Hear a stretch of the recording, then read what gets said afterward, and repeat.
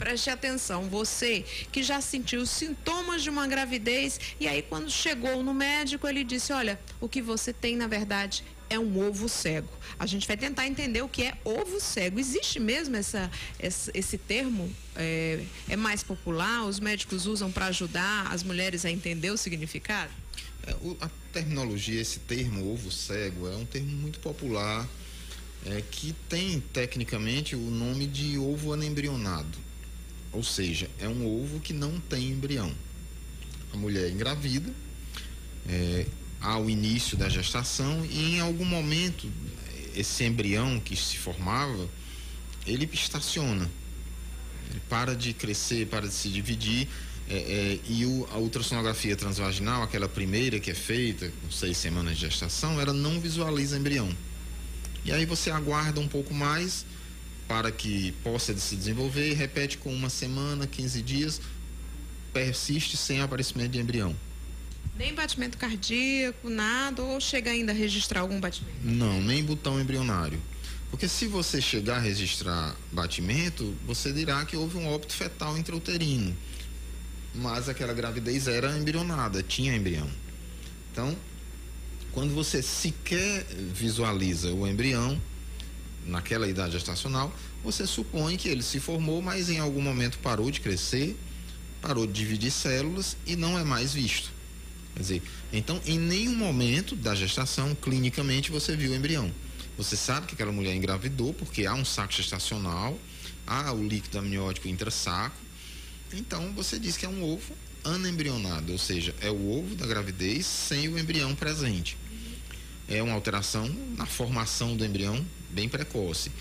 E isso digamos, é fortuito, não há uma causa específica para um ovo anembrionado. Entra aí no rol dos abortamentos, dos riscos de abortamento que toda mulher tem, Carla. Para você ter ideia, uma mulher de 40 anos, ela tem aí um risco em torno de 40% de aborto em qualquer gravidez. Então, o ovo anembrionado entra nesses 40%. Se é uma mulher, o risco geral, global de abortamento gira em torno de 15% para qualquer mulher. E aí entra o ovo anembrionado. Agora, a mulher sente todos os sintomas da gravidez e aí, depois que é detectado, né, ele vai regredindo, esses sintomas vão regredindo? Essa gravidez, ela se inicia, o saco gestacional se desenvolve, o nível de beta-HCG continua subindo até um dado momento em que ele estaciona. E aí você vai ter normalmente o sangramento, uma evolução de um abortamento mesmo. Eliminação do saco gestacional, sangramento, eventualmente a necessidade de curetagem, outras vezes não. Agora, vamos falar, eu disse que quando as pessoas começam mais cedo a fazer investigação, né, para saber se podem ou não engravidar, se podem ou não formar uma família, é preciso também ter uma certa conscientização na época do namoro, né? Adolescentes adoram namorar, já não dá para fechar os olhos com relação à questão da relação sexual, que os adolescentes hoje estão começando cada vez mais cedo. Agora, o comportamento sexual desses adolescentes vai influenciar no futuro uma possível fertilidade ou infertilidade, né, doutor?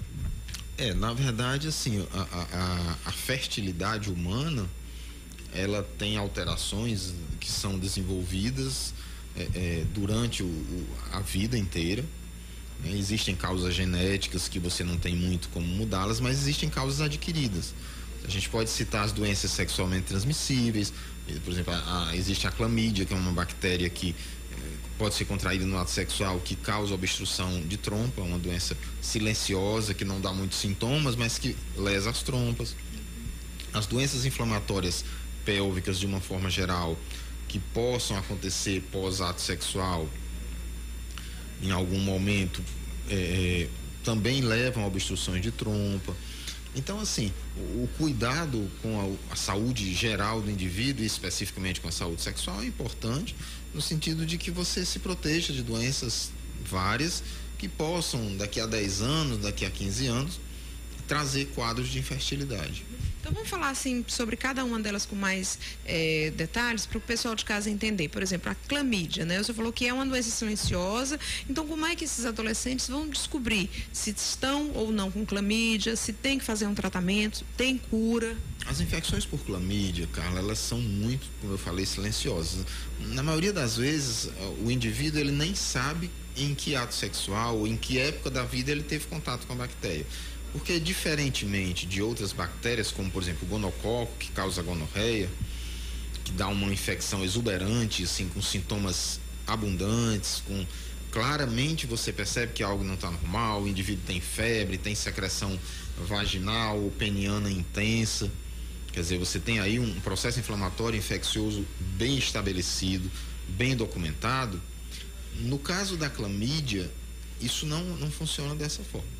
A clamídia, ela, após uma infecção simples, inaparente, inespecífica, passa a colonizar as trompas e passa lentamente, silenciosamente, a causar dano àquela trompa.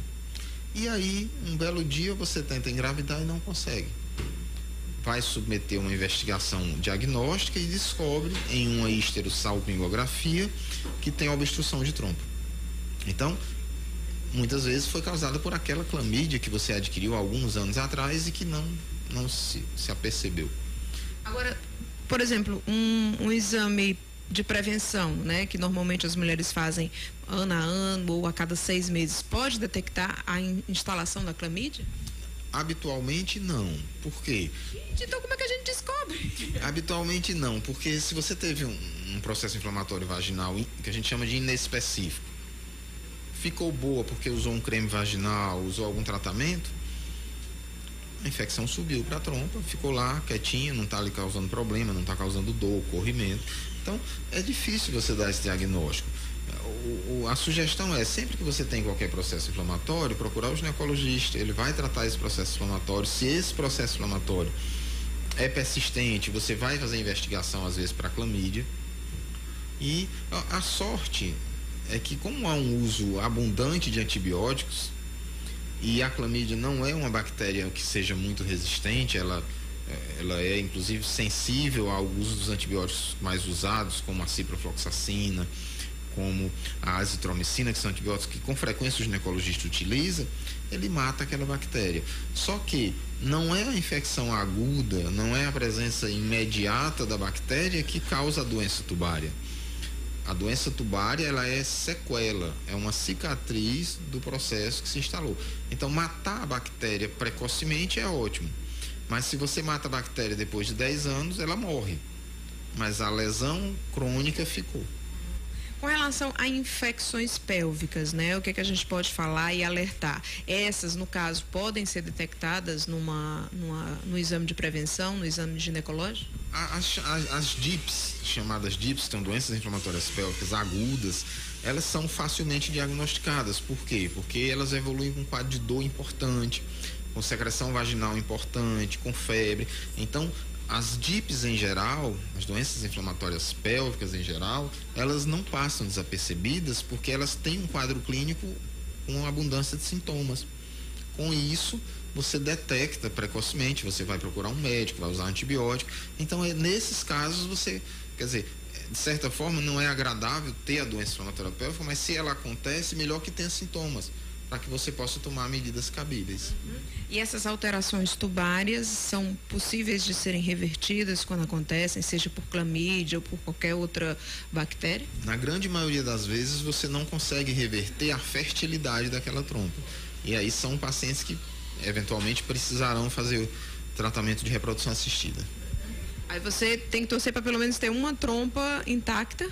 De preferência as duas, porque às vezes raramente você tem comprometimento de uma trompa única. Em geral, quando uma trompa adoece, a outra, que também está ali muito próxima, é comprometida, porque a infecção ela não escolhe uma trompa. Você pode ter uma trompa com dano maior, outra com dano menor, mas assim, não é infrequente que uma paciente, por exemplo, tenha uma gravidez tubária por causa da infecção dessa e alguns meses depois tenha outra gravidez tubária na trompa do outro lado, contralateral. Então, assim, são doenças que não escolhem uma trompa única. Então, acaba que se há dano tubário, se há sequela tubária, essa paciente vai para uma fertilização in vitro. Eu esqueci de fazer uma pergunta. A clamídia, ela afeta só a mulher ou afeta o homem? Ou o homem fica só como hospedeiro dessa bactéria? Não, ela pode afetar o homem também. Pode dar uretrite, pode dar inflamações no homem. Então, olha, preste muita atenção. Você, homem, mulher, jovem, adolescente, preste atenção. Fazendo sua relação sexual com toda a prevenção, com todo cuidado e com acompanhamento médico, caso aconteça alguma alteração, você vai evitar aí inflamação pélvica, alterações tubárias, clamídia, gonorreia, doenças sexualmente transmissíveis que podem afetar a fertilização no futuro, né, doutor Marcos? Exatamente. Então, vamos tentar fazer aí sexo seguro para se prevenir e planejar exatamente o momento em que vocês querem um bebê.